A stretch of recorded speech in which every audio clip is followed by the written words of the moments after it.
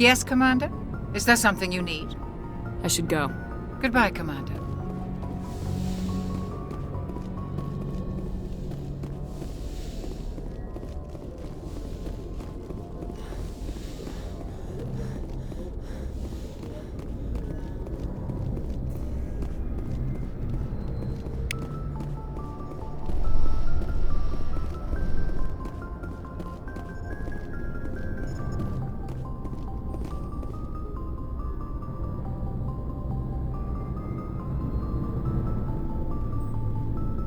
Anything you need, Commander? Just trying to get a sense of where the crew's at. Thoughts? I've wasted enough of your time for now, Commander. We'll have time for personal debriefings later. What's your opinion on the last mission? I don't see how we could have done things any better. At least not without getting to Eden Prime sooner. And we were on the scene faster than any other Alliance ship could have been. We'll talk another time, Lieutenant. Commander?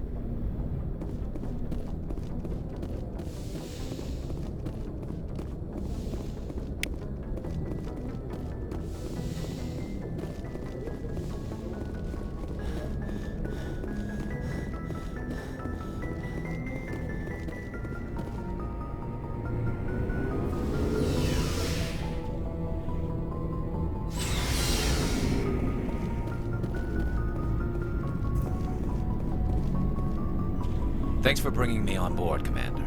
I knew working with the Spectre would be better than life at CSEC. Have you worked with the Spectre before? Well, no, but I know what they're like. Spectres make their own rules. You're free to handle things your way. At CSEC, you're buried by rules. The damn bureaucrats are always on your back. For the most part, the rules are there for a reason. Maybe. But sometimes it feels like the rules are only there to stop me from doing my work. If I'm trying to take down a suspect, it shouldn't matter how I do it, as long as I do it. But CSEC wants it done their way. Protocol and procedure come first. That's why I left. So you just quit because you didn't like the way they do things? There's more to it than that. It didn't start out bad, but as I rose in ranks, I got saddled with more and more red tape. CSEC's handling of Saren was typical. I just couldn't take it anymore. I hate leaving. I hope you made the right choice. I'd hate for you to regret it later. Well, that's sort of why I teamed up with you. It's a chance for me to get off the Citadel, see how things are done outside CSEC. Either way, I plan to make the most of this. And without CSEC headquarters looking over my shoulder, well, maybe I can get the job done my way for a change. If getting the job done means endangering innocent people, then no. We get the job done right, not fast. Got it? I wasn't trying to. I understand, Commander.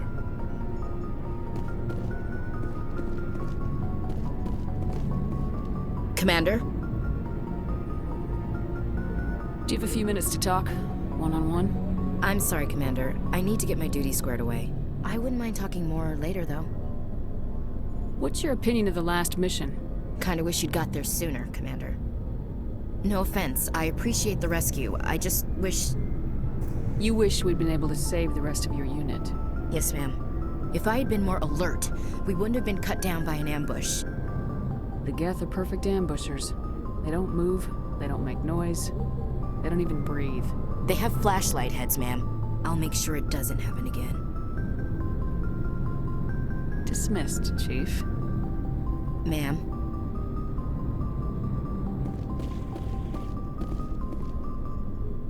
Nice ship you've got, Shepard. What can I do for you? What's your story, Rex? There's no story. Go ask the Quarian if you want stories. You Krogans live for centuries. Don't tell me you haven't had a few interesting adventures. Well, there was this one time the Turians almost wiped out our entire race. That was fun. I heard about that. You know, they almost did the same to us. It's not the same. It seems pretty much the same to me. So your people were infected with a genetic mutation? An infection that makes only a few in 1,000 children survive birth? And I suppose it's destroying your entire species? I suppose it isn't all the same. I don't expect you to understand, but don't compare humanity's fate with the Krogan.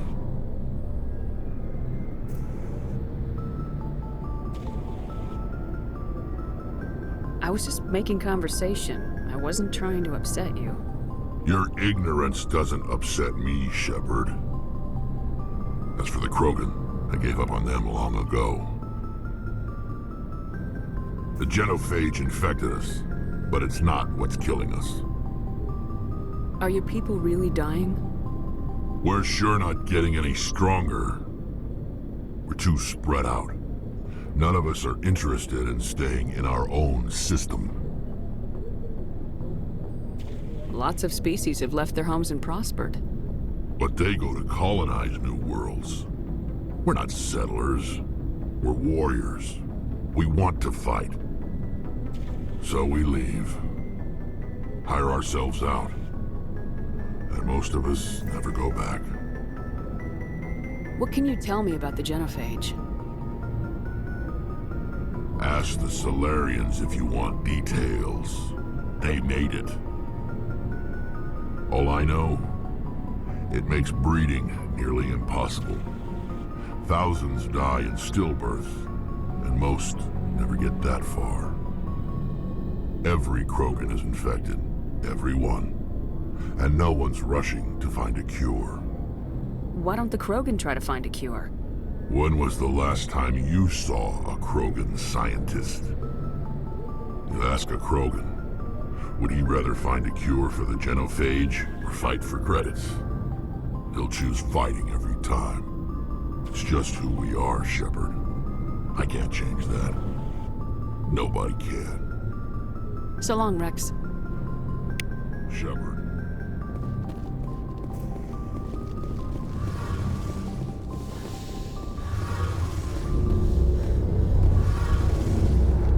Hey, Commander, you know that Quarian, Tally? She's been spending all her time down here asking me about our engines. I'll tell her to leave you alone. What? No, she's amazing. I wish my guys were half as smart as she is. Give her a month on board and she'll know more about our engines than I do. She's got a real knack for technology, that one. I can see why you wanted her to come along. I figured she'd be a real asset to the team. You got an eye for talent, Commander, but I'm guessing that's not why you came down here. Fill me in on the IES stealth system. How does it work exactly? You can't hide a ship out in space. They emit too much heat and radiation. Too easy for sensors to pick them up, unless you find a way to capture those emissions. So our stealth systems trap the energy we give off in storage sinks built into the ship itself. No emissions to give away our location. Eventually the sinks have to be vented. More than a few hours silent running and they overheat. Cook us inside our own hull. There's no way for anyone to detect us? A visual scan can still pick us up. Anyone looking out a window can see us plain as day. But you have to be pretty close to get an actual visual out in space. Most vessels rely on scanners. As long as the stealth systems are engaged, they can't see us. Not unless we accelerate to FTL speeds. Why doesn't it work with faster-than-light travel? Cranking up the FTL blue shifts our emissions, pushes them into frequencies too high to capture in the sinks. As soon as we make the jump, it's like setting off a flare. Sensors can pick up our location whenever we enter or exit FTL flight, but for short-range missions, our stealth systems are amazing, and we've got the only one. Where else have you served, Adams? If you name a class of Alliance ship, I've probably served on it. Everything from dreadnoughts and carriers right down to frigates like the Normandy. My last assignment was on the Tokyo, only a cruiser, but she was a good ship. Couldn't hold a candle to the Normandy, though. I want to know more about the Normandy. She's the best ship I've ever served on, probably the fastest vessel ever designed. And she's the only one using the new Tantalus drive core. What's so special about the Tantalus drive core? Proportionally, it's about twice the size of any other vessel. Not only are we faster, we can run at FTL speeds longer before we have to discharge the core.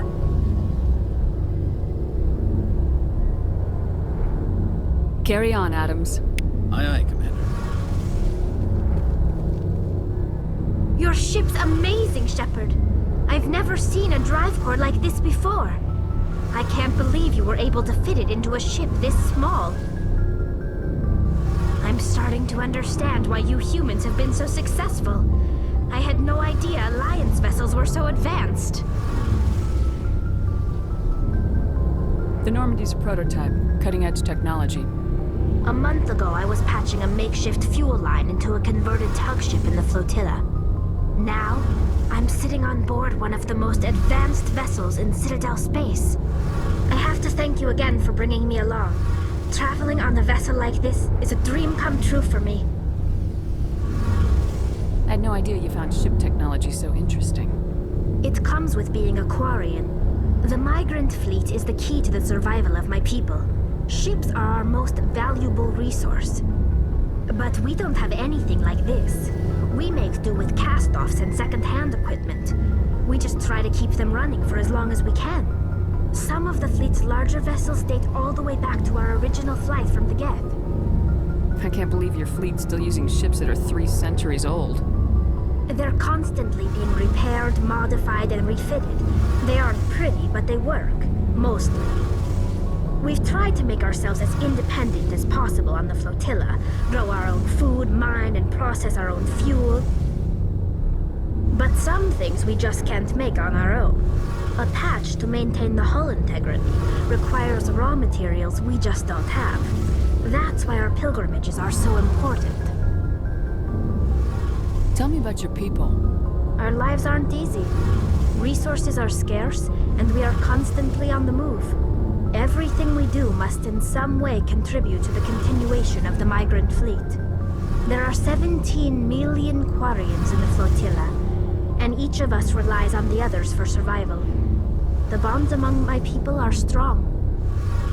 Unfortunately, we have had to surrender many of the freedoms and civil liberties other species take for granted.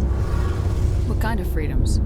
Well, it's illegal for parents to have more than one child. If our population grows too much, it would strain our resources to their breaking point. Of course, we also can't allow our numbers to become too few. If our population is in decline, the rule against single births is temporarily repealed. In extreme cases of population decline, incentives are even offered to encourage multiple births, though the Conclave hasn't had to take such measures in nearly a century. That's your government. The Conclave is our civilian branch of government. Each ship can elect a representative to serve on the Conclave and make decisions that affect the fleet as a whole. On matters that affect an individual ship, however, the captain has the final say. It's a tradition that dates back to the early days, when the fleet was governed by martial law. Fortunately, most captains nowadays are smart enough to have an elected council from their crew to give them advice and guidance. So the ultimate power rests with elected officials? In practice, the Conclave and the respective council for each ship tend to set the rules that govern our daily lives. But in theory, we are still under military jurisdiction. The 5 top-ranking military officials in the fleet serve on the Admiralty Board. These 5 have the power to overrule any decision by the Conclave in case of emergency. To do so requires unanimous agreement among the Admiralty, and they can only do this once. After that, the entire board must resign their posts. It's a safeguard that served us well. In nearly 3 centuries, the Admiralty Board has only overruled the Conclave 4 times. I want to know more about the Geth. I doubt I can tell you anything you don't already know. It's been almost 3 centuries since they drove my people into exile. All I know is the story of their origins, what they were when we created them, and how they turned on us. Interesting. The Geth were originally created to serve as an automated manual labor force. Initially, their intelligence was as limited as any VI. Over time, we made small modifications to their programming to allow them to perform more varied and complex tasks, bringing them closer and closer to true AI status. How come the council didn't step in and stop you? This wasn't true AI research. We may have been skirting the bounds of the law, but we never did anything that was actually illegal. The changes were so insignificant, so gradual, that we were able to control them. Or so we thought. But one thing we underestimated was the power of the neural network. A million Geth thinking simultaneously created an inherently unstable matrix. So the Geth share brainpower? Many of the Geth's logic systems were designed to work in concert with other nearby Geth. Basically, the more of them you have in a group, the smarter they are. So there's some sort of group consciousness. No, nothing like that. They cannot share sensory data or information. Their programming cannot handle that much simultaneous input. Each Geth maintains an individual awareness and identity. The neural network only operates on a process-based level. It's basically the synthetic equivalent of a subconscious. But when they're in close proximity, they can coordinate low-level functional processes, freeing up more capacity for original or independent thought. That doesn't make any sense. I'm probably oversimplifying. The Geth are incredibly advanced and complex creations. All you need to know is that they get smarter when they gather in large numbers. As we built more and more Geth, their effective intelligence became more sophisticated, more abstract. One day, a Geth began to ask its Quarian overseer questions about the nature of its existence. Am I alive? Why am I here? What is my purpose? As you can imagine, this caused a near panic among my people. I don't see what's so bad about those questions. The Geth were created to engage in mundane, repetitive, or dangerous manual labor. That's fine for machines, but it won't satisfy a sentient being for long. The Geth were showing signs of rudimentary self-awareness and independent thought. If the Geth were intelligent, then we were essentially using them as slaves. It was inevitable the newly sentient Geth would rebel against their situation. We knew they would rise up against us, so we acted first. A general order went out across all Quarian-controlled systems to permanently deactivate all Geth. The Geth responded to this order violently. Hey, you can't blame them for fighting for their survival. We had no other choice. The Geth were already on the verge of revolution. By acting quickly, we had a chance to end the war before it began. The hope was that most of the Geth would still be little more than machines, incapable of organized resistance. But they had progressed much further than anyone anticipated. The war was long and bloody. Millions upon millions of Quarians died at their hands. In the end, we were forced to flee our own homeworld. We feared the Geth would pursue us, but they never came beyond the Veil. Now we drift through space, exile searching for a way to reclaim what was once ours. It's hard to feel sorry for you. Your ancestors tried to wipe out another species. We made a mistake when we created the Geth in the first place, but we did not make a mistake when we went to war against them. If we had not acted, they would have wiped us out. They're a synthetic life form. They have no use for organics. None. Why do you think they cut themselves off from the rest of the galaxy? Why do you think they've killed every organic being who's ever tried to contact them? I didn't mean to offend you. I'm sorry. I didn't mean to get so worked up. Most Quarians tend to have pretty strong opinions about the Geth. I want to know more about the pilgrimage. When my people reach maturity, we leave our birth ships and seek acceptance with a new crew. It's necessary to maintain genetic diversity among the fleet. But no ship wants to accept someone who will be a burden on them. So, to prove our worth, we embark on a pilgrimage. We set out alone, leaving the flotilla and our families behind us. We only return once we have found something of value we can bring back to the fleet. This is presented as a gift to the captain of the respective ship we wish to join. If the gift is accepted, we are welcomed into the crew. Can a captain choose to reject the gift? That doesn't happen often. Most captains are eager to increase the size of their crew. It increases their own standing in our society. Even when a gift is not particularly valuable, the captain usually accepts it out of a sense of tradition. However, there is a stigma to presenting a substandard gift. It's not the best way to make a good impression on a new community. Most pilgrims don't return until they find something worthwhile. I can't believe they just send you off alone. It's not like they just cast us out. Before we leave, we are given lessons in how to survive outside the flotilla, and given gifts to help us on our journey. We also receive implants to fight off sickness and disease. Generations of living in an isolated and highly controlled environment have left our immune systems weaker than most. By the time we leave the fleet, we are well equipped for the pilgrimage. This is a rite of passage for all Quarians. If it were dangerous, our numbers would suffer. Virtually every pilgrimage ends with a triumphant return and the ritual presentation of the gift to one of the fleet's captains. I want to talk about something else.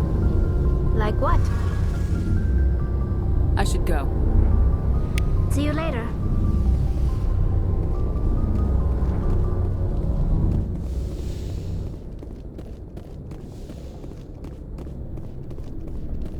Looking for supplies? Not right now, thanks. No problem. Keep checking back.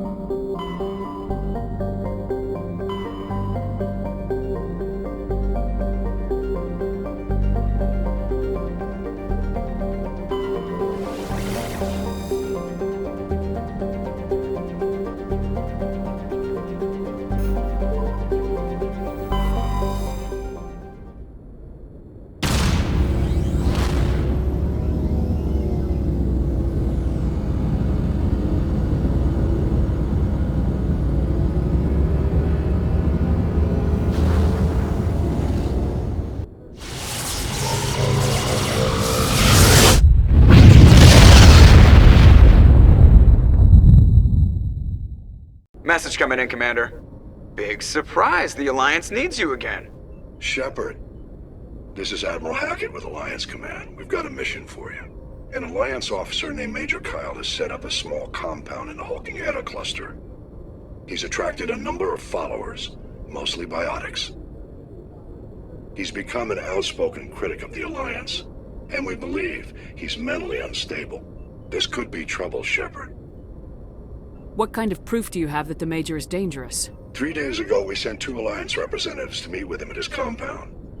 They've disappeared. We believe Kyle and his followers killed them. That compound is a cult, Shepard. They call him Father Kyle now. He set himself up as some kind of religious leader. You said his followers were biotics? Yes. Major Kyle never showed any biotic tendencies himself, though. I think he's just latched onto a group he identifies with. Many biotics feel marginalized or ostracized by society. Kyle probably sees them as victims who need his protection, and they see him as someone who will fight for them. Unfortunately, he's convinced them that the Alliance is somehow responsible for all their problems. We can't let him go on like this. What were those Alliance representatives going to talk to Major Kyle about? They wanted to bring him back to an Alliance facility for treatment. Major Kyle served us faithfully for many years. We weren't going to abandon him. Given his state of mind, however, he probably saw them as a threat. We're almost certain he had his followers kill them. What else can you tell me about Major Kyle? He used to be a model soldier, but something happened to him at Torfin. Too many Alliance soldiers died under his command. Couldn't cope with the guilt. His psych evaluations showed he couldn't handle the stress of command anymore. He was given an honorable discharge in early retirement. We'd hoped he would get better in time, but we underestimated how far gone he was. Now it looks like it's too late. I might be able to end this without violence. That may not be possible, Commander. We don't want a bloodbath, but Kyle is dangerous. I'll trust you to use your judgment. Hack it out.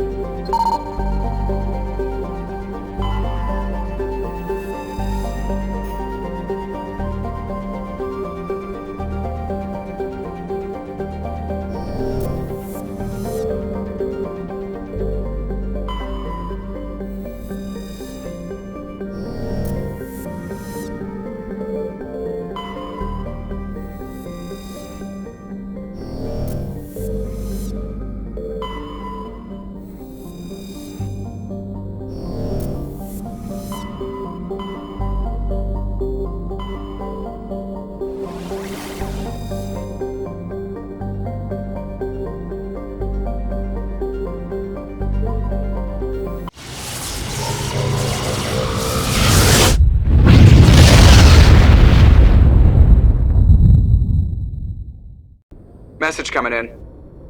Patching it through. I've received some troubling information, Commander. We need your help. Someone is killing former Alliance scientists. There have been 4 deaths in the past month. I'm happy to look into it, Admiral. What can you tell me? All 4 scientists worked on a classified project on Akuz. There was a brutal massacre there years ago. An entire unit was killed by Thresher maws. It was classified as a natural hazard, but the project dates coincide with the attacks. You think these scientists had something to do with the attack? I'm not certain what I think, but it's worth investigating. There was one other scientist on the project, Dr. Wayne. I'm transmitting his last known coordinates. Good luck. 5th Fleet out.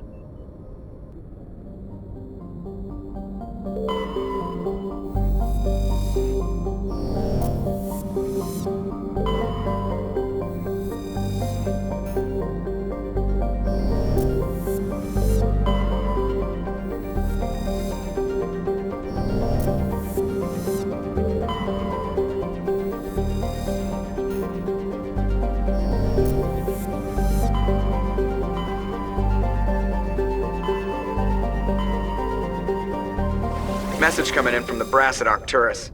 Patching it through. Normandy? Admiral Hackett here. We're getting reports of a marked increase in Geth activity in the Skyllian Verge.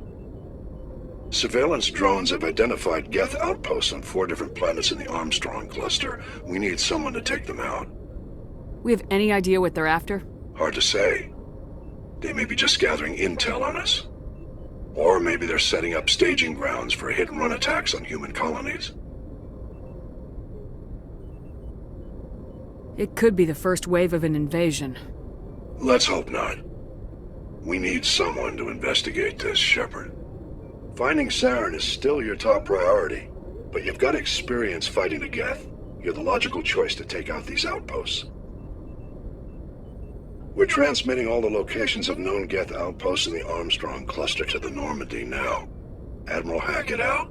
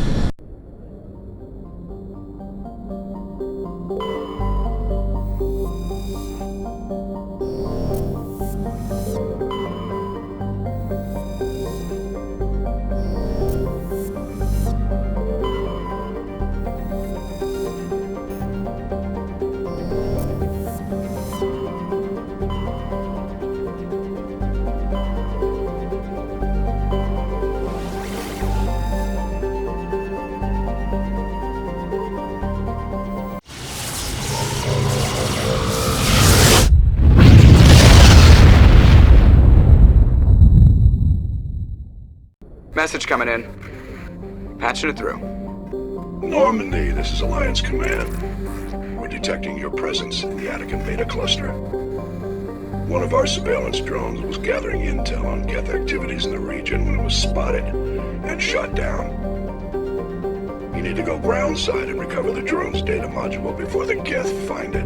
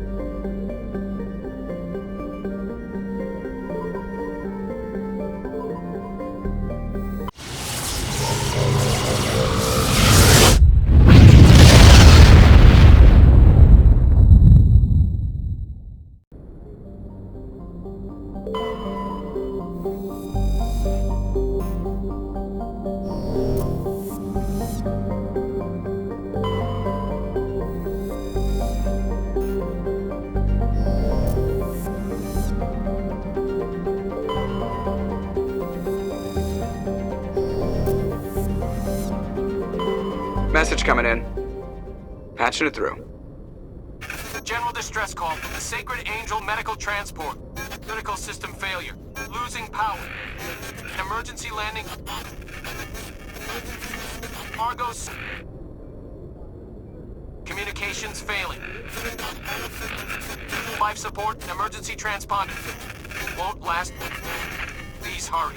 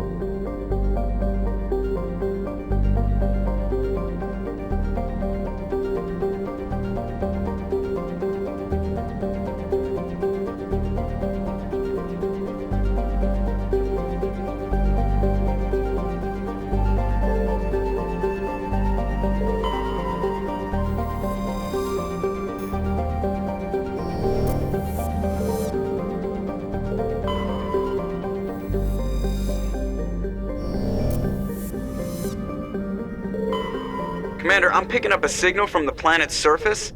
It looks like an automated distress beacon.